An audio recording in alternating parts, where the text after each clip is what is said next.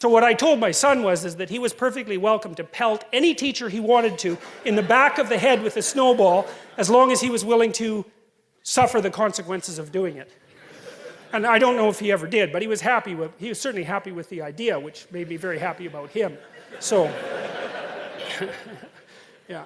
So, you know, kids need to do this. They really, really, seriously need to do this. It's what civilizes them. And that needs to happen between the ages of 2 and 4, because if they're not civilized by the time they're 4, then you might as well just forget it. And that's a horrible statistic, but it's unbelievably well borne out in the relevant developmental literature.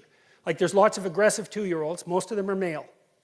And if they stay aggressive past the age of 4, they tend to be lifetime aggressive. They make no friends, they're outcasts, they're much more likely to end up antisocial, criminal, delinquent, and in jail. And so, your kids need to be socialized between the ages of 2 and 4. And that's particularly true for the more aggressive males. And most of the aggressive 2-year-olds are male. And that isn't socialization, by the way. So there's a more abstract representation of the same sort of thing. And I'm trying to make the case that the hierarchy of authority emerges out of a game-like matrix, an underlying game-like matrix. And that's one of the things that's so brilliant about Jean Piaget. He figured that out. It's so smart. And he was interested in the biological origin of morality. And he identified it, he traced the origin to play and the emergence of morality out of play. And it's so smart. I just can't believe how smart an idea that was. Because it's the bottom-up construction of morality. Now, Piaget was a constructionist, and to some degree a social constructionist. He underestimated the role of biology. But that doesn't invalidate his theory. It's really easy to put a biological underpinning underneath Piaget's theory. We know the biology well enough to do it quite nicely now. So, I mean, the fact that Panksepp, for example, could identify the play circuit is a really good start with that, right? Because play has been around so long that we have a circuit that's dedicated to it. And so that's a very, very ancient issue. And so, you know, this is very much of an abstraction of a game here. And then, of course, you get the ultimate abstraction in representation. In a representation like that, where even the landscape of the game is fictional.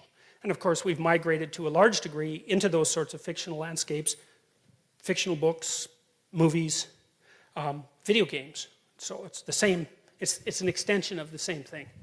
So practice for real life that shades in some cases into real life itself. So, all right. More representations of God the Father. I like these representations. I like the triangle idea. I mean, I don't know why God is wearing a triangular hat. It's kind of a strange fashion choice. But I think it's associated with the idea of the pyramid, and I think that's associated with the idea of the hierarchy of authority. And I think that's why the Egyptians put their pharaohs inside pyramids. I know there's more to it than that, but I think some of that has to do with the notion of this hierarchical structure. You see this on the... Now, that's speculative, obviously, and I don't want to make too much of it, but I can't help but think that there's something to that. See, that's on the back of the American dollar bill. I like that a lot. That's like the Eye of Horus from the Egyptians. And so the idea here is something like, at the top of the hierarchy is something that is no longer part of the hierarchy. Right? So if you move up the hierarchy enough, what happens is that you develop the ability, as a consequence of moving up that hierarchy, to be detached enough from the hierarchy so you're no longer really part of it, and so that you can move in all sorts of different hierarchies. And the idea here is that the thing that you're really developing is the capacity to pay attention. And I would say, from a mythological perspective, the one thing that seems to compete with the idea of the spoken word as the source of the extraction of habitable order from chaos is the eye, is the capacity to pay attention. So Marduk, for example, the Mesopotamian creator god, who emerged in the hierarchy of Mesopotamian gods and came out at the top, right? He was the victor of the gods. He had eyes all the way around his head, and he could speak magic words. And I really like that. I really like that idea. And the Egyptians developed that idea too, because their god Horus was the eye. Everyone knows the Eye of Horus. That image is so compelling that we still know about it. Everybody has seen the Eye of Horus with a really open pupil. And what the Egyptians learned was that the open eye was what revivified the dead society. It's so smart. So what do you do if your life isn't in order? Bloody well pay attention. And that isn't the same as thinking. It's a different process. Paying attention, thinking is like the imposition of structure in some sense. I know I'm oversimplifying, but paying attention is something like watching for what you don't know. And so, like, one of the things I often recommend to my clinical clients if they're having trouble with a family member is, number one, shut up. Don't tell them anything about yourself. And I don't mean in a rude way, it's just like, no more personal information. Number two, watch them like a hawk and listen. And if you do that long enough, they will tell you exactly what they're up to. And they will also tell you who they think you are. And then you'll be shocked because they think you're something, generally speaking, that's not like what you are at all. And when they tell you, it's like a revelation to both of you. But attention is an unbelievably powerful force. And you see this in psychotherapy too, because a lot of what you do, and in any reparative relationship, is really pay attention to the other person. Pay attention and listen. And you would not believe what people will tell you or reveal to you if you watch them as if you want to know, instead of watching them so that you'll have your prejudices reinforced. That's usually how people interact. It's like, I want to keep thinking about you the way I'm thinking about you, and so I'm going to filter out anything that disproves my theory. That's not what I'm talking about at all. It's like, I'm going to watch you and figure out what you're up to. Not in a rude way, none of that. I just want to see what's there. And that'll be good for you, probably, and also be good for me. And so, well, so that's the idea that, you know, climbing up a hierarchy of authority can give you vision, and that vision can transcend the actual hierarchy. And I think that's also that's the metaphysical space that an artist occupies. Because artists really aren't in a hierarchy, they're outside of hierarchies. You've watched The Lion King, most of you? Yeah. That's Zazu, you know, the little bird that's the eye of the king. That's the same thing there. So, and that's echoed in this idea as well. So well, that's some more ideas of hierarchies, same idea. This is, right, gold, silver, bronze. Why gold? Gold is the sun. Gold is pure, right? And so the idea is that the thing that's at the top of the hierarchy is incorruptible, because gold doesn't mix with anything else, right? It's the sort of metal that doesn't ever become corrupted. It's a noble metal. It doesn't become corrupted. And so it shines like the sun, and it's associated with what's ever at the top of the hierarchy.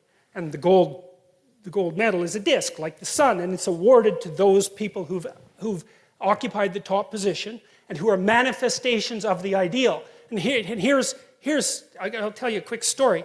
So imagine that you're watching an Olympic contest. I found this happens to me very often with gymnastics, because the gymnasts are so absolutely unbelievable, you know. So you watch a gymnastic performance, and the person's out there bouncing around like, you know, you can't even imagine doing it. They're so perfect at it. So you see this person, they're going through this routine, they're just absolutely spectacular and flawless at it. You know, at the end they stop and everybody claps, and they're all excited to see what a human being can do, and that's why we're in the audience watching, because we want to see what a human being can do. And the judges go like 9.8, 9.8, 9.8, and everybody's thrilled. And then the next contestant comes out, and it's like, well, they're just basically screwed, right? It's like this person came out there and was perfect. How are you going to top that? That's an interesting question, because this is a representation of what you do to top perfection itself. And you can do it. And here's how you do it. And you know this. Even though you don't know, you know it. So let's say the next contestant comes out, and they're kind of shaky because it's like, oh man, the bar's being raised high. So what they do is they put themselves right on the edge of chaos. And you can tell by watching them that they are one bloody fraction of a second from catastrophe. They're pushing themselves farther than they've ever gone in the direction of their perfection. And everyone in the room is so tense they can hardly stand it, right? You can hear a pin drop, and that person is flipping around, and it's just right on the edge of catastrophe. And at the end, they go like this, you know? And there's that gesture of triumph that goes along with that. And everybody rises in one instant and just claps like mad. It's like, well, why? What are you doing? What are you doing when you're doing that? Right? You can't even help it. It grabs you right in the core of your being, and you stand up, and it's an act of worship. That's what it is. And you saw someone go beyond their perfection into the domain of chaos and establish order right in front of your eyes. And you're so thrilled about that. You know, you're happy to be alive, and everyone's celebrating it all at the same time. And it's an absolutely amazing thing. And that's what, well, sometimes that's what this represents, and sometimes that's what this represents. And That's what we're trying to get at, because that's at the pinnacle of the hierarchy, right? Not only are you doing what you should be doing, but you're doing it in a way that increases the probability that you'll do it better the next time you do it.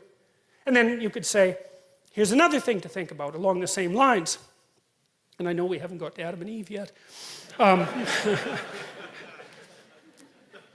You tell your kids to play fair, right? You say, it's not whether or not you win, it's how you play the game. And you say that and you don't really know what you mean. You feel kind of stupid saying it even though you know it's true. And your kid looks at you like there's something wrong with you because he doesn't know what you're talking about either. But you know it's true. And so here's why it's true. Life isn't a game. It's a set of games. And the rule is, never sacrifice victory across the set of games for victory in one game. Right? And that's what it means to play properly. You want to play so that people keep inviting you to play, because that's how you win, right?